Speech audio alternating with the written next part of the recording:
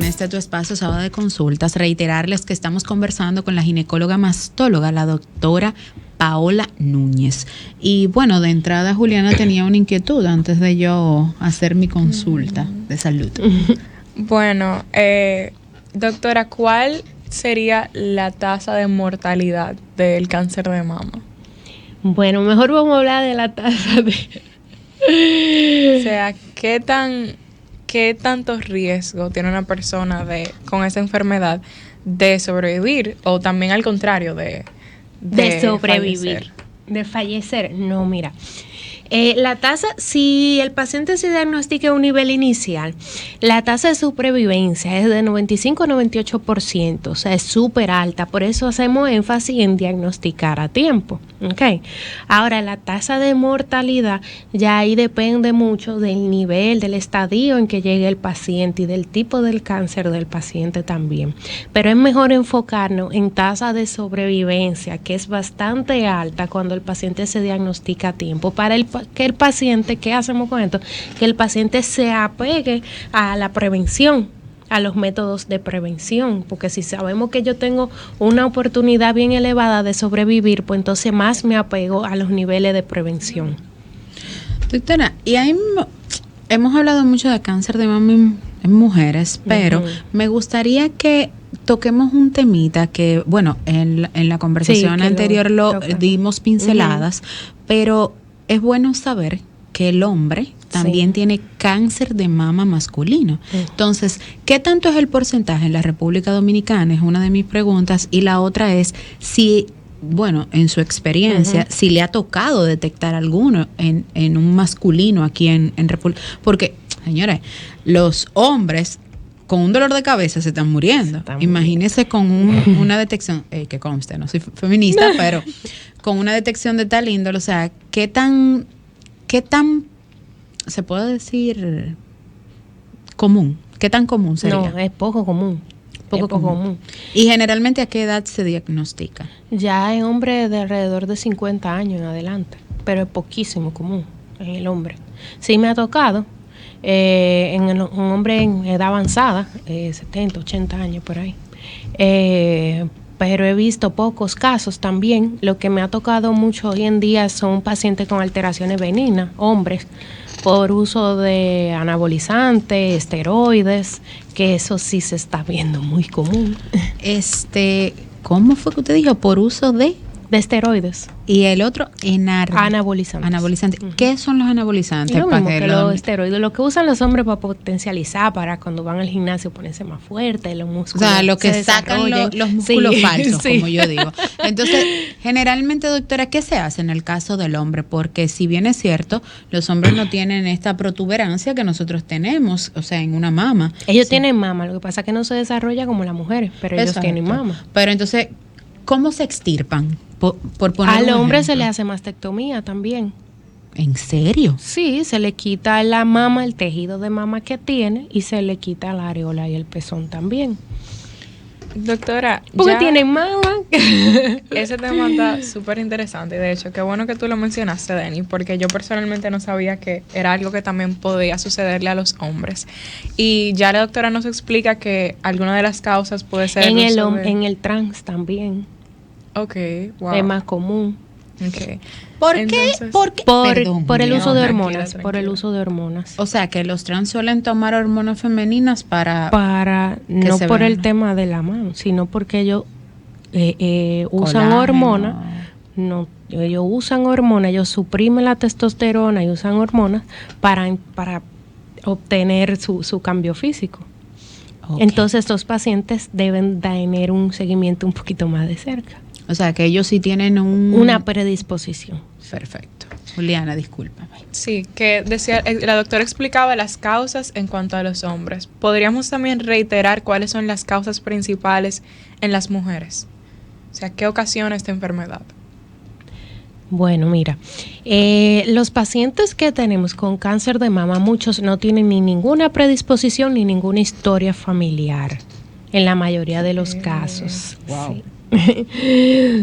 Entonces, no por el hecho de tú simplemente no tener historia, no quiere decir que tú seas una paciente que no tenga que someterte a tus estudios de prevención. Okay.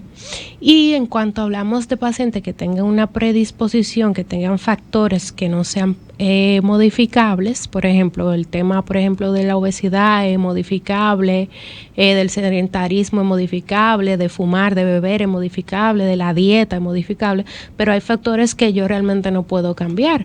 Y entonces ahí dentro de esto sí podemos mencionar la familiar, el tema familiar, eso es algo que yo no puedo cambiar, el tema de una menopausia tardía, porque son pacientes que están a mayor exposición hormonal, eso es algo que yo no puedo cambiar, una menstruación también, la primera menstruación temprana, eso es algo también que yo no puedo cambiar, pero por esto debo entonces de tener mi seguimiento también. Ok. Doctora, ¿en qué se asocia? Porque usted lo mencionó ya y ahí generó mi duda. ¿En qué se asocia la primera menstruación con un cáncer de mama? Lo que pasa es que una paciente con una menstruación temprana es una paciente que está a una exposición hormonal de forma más temprana. Es decir, que por ejemplo, en los tiempos cuando mi mamá, las mujeres le llegaba la menstruación entre 13 y 15 años. Hoy en día me sorprende que ya niñas con 8 y 10 años ya tienen su primer menstruación. Sí, entonces, pero recuerda que, por ejemplo, cuando tu abuela había menos incidencia de cáncer porque eran mujeres que tenían más embarazos, más lactancia. Esas mujeres en ese tiempo del embarazo, por ejemplo, de la lactancia, las hormonas que produce el ovario pues disminuía, ese ovario estaba más tranquilito, más dormido y no teníamos tanta exposición hormonal. ¿Ni existían tantos pacientes con síndrome de ovarios poliquísticos? No. Ok. Wow, no. Tú le dabas menos trabajo al ovario, ¿oíste?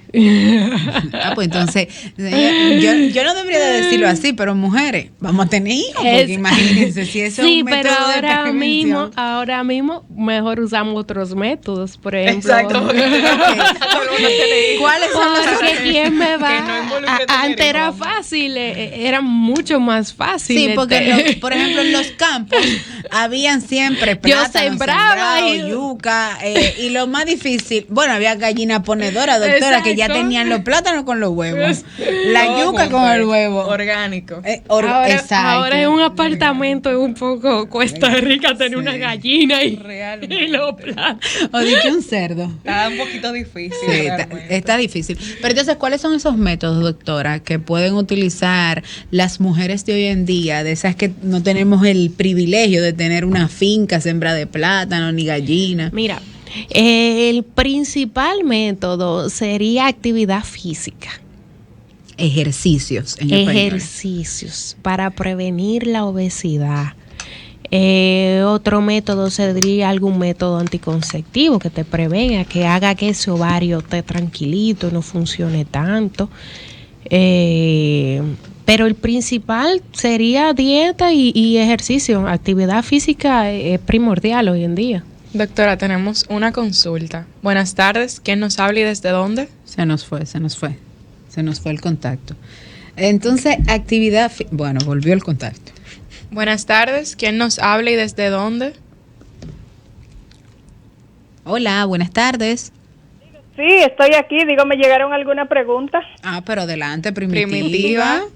Bueno, con relación a la lactancia, sí, la doctora me recordó le recordó a la audiencia de que sí, que lactando, yo he oído que el mamá se previene. Okay. Y lo más lindo, como yo siempre digo, es lactar a un niño y además la importancia que tiene para su crecimiento y su desarrollo.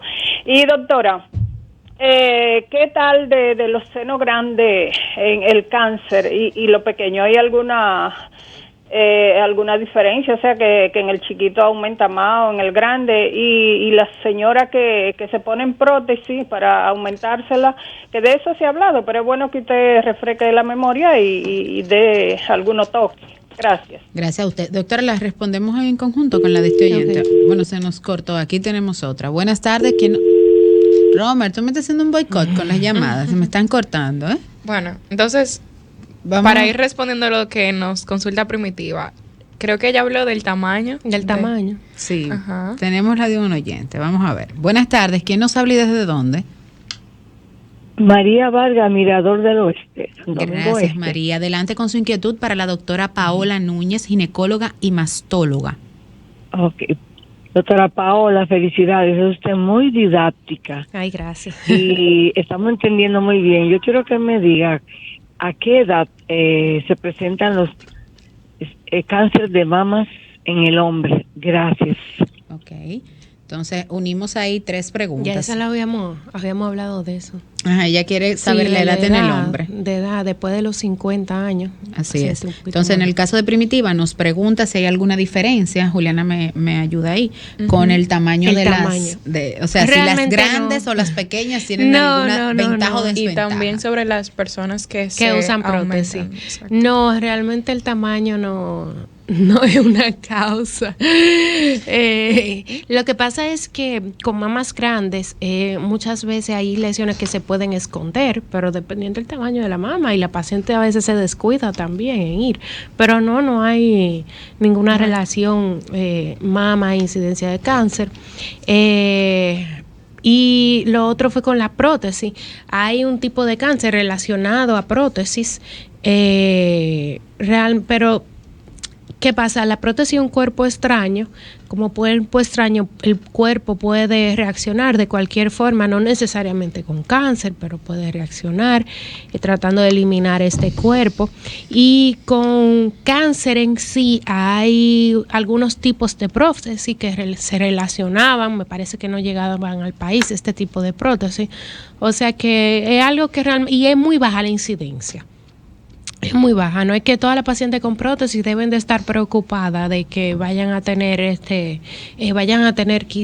cáncer de mama por relación a la prótesis, porque es un tipo de cáncer de mama diferente.